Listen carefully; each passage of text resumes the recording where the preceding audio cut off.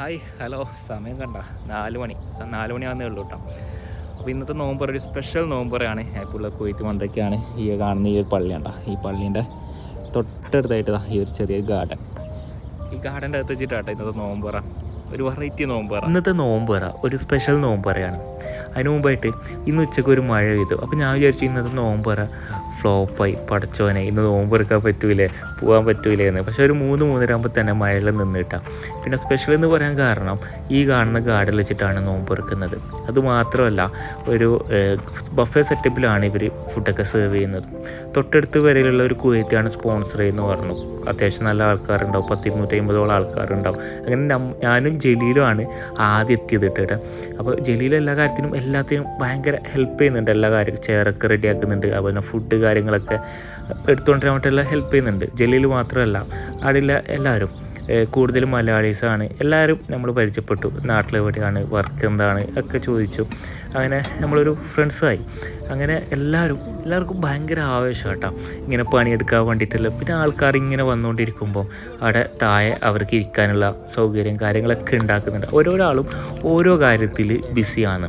അങ്ങനെ കുറച്ച് ആൾക്കാർ ഈത്തപ്പഴം റെഡിയാക്കുന്നുണ്ട്, ബാക്കിയുള്ള ആൾ ടേബിൾ സെറ്റാക്കിയിട്ട് അതിൽ എല്ലാ ഫുഡ് ഐറ്റംസും അവിടെ സെറ്റാക്കുന്നുണ്ട്. അങ്ങനെ എല്ലാവരും ഓരോ ആൾക്കാരും ഓരോ കാര്യത്തിലും ബിസിയാണ് ഇവിടെ. ഫുഡൊക്കെ ആണെങ്കിൽ ഒരുപാട് ഫുഡുണ്ട്. മക്രൂണി, പിന്നെ കുറേ തരം റൈസ്, പിന്നെ സാലഡ്, അങ്ങനെ കുറേ ഐറ്റംസ് ഉണ്ട്. എന്ത് പേരെന്ന് ചോദിച്ചാൽ എനിക്കറിയില്ല. അങ്ങനെ ഒരുപാട് ഐറ്റംസ് ഉണ്ട്. അങ്ങനെ സമയം ഏകദേശം 5 മണീൻ്റെ അടുത്തായി. അപ്പോൾ പിന്നെ ഫുഡ് അവർ സെർവ് ചെയ്യാണ്ടിട്ട് തുടങ്ങി. ജെല്ലിയിലാണ് ഫസ്റ്റ് ഉള്ളത്. അങ്ങനെ ഓരോ സാധനങ്ങൾ നമ്മൾ എല്ലാത്തിനും കുറച്ച് എടുത്ത്